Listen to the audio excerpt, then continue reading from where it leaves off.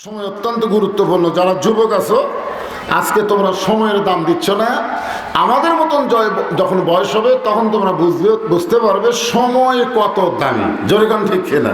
আজকে বুঝতেছে না, যৌবন বয়সে তো মনে করতে যে কি হনুরে। হাসিনা যেরকম 24 সালে বোঝেনি, 41 সাল পর্যন্ত সময় দিছিল। জোরে কান কথা ঠিক কিনা?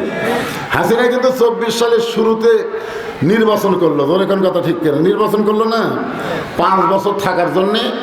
5 বছর বৈধভাবে থাকবে, কিন্তু ওনারা সবসময় একটা চেষ্টা করতেছিল 41। জোরে বলেন কোন 40? 41। মানে সময়ের খুব গুরুত্ব দিছে নাকি? বর্তমানকে গুরুত্ব দিছে হাসিনা। আওয়ামী লীগ সরকার বর্তমানকে গুরুত্ব দিছে। বর্তমানকে গুরুত্ব দিয়ে ভবিষ্যৎ সময়কে তারা ভুলে গেছে। আপনাদের জীবনে 3টা সময় খেয়াল করবেন। একটা হলো অতীতকাল, একটা কি কাল?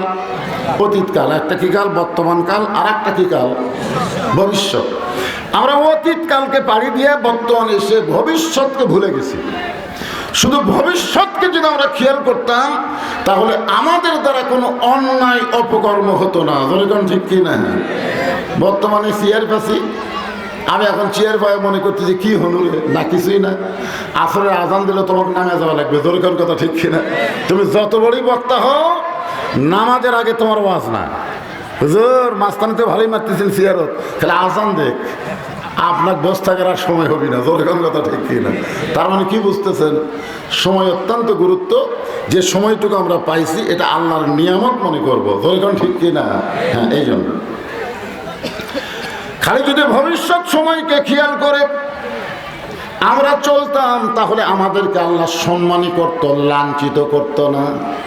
কিন্তু বর্তমান পায়া কি হনুরে, ভবিষ্যতের খেয়াল নাই।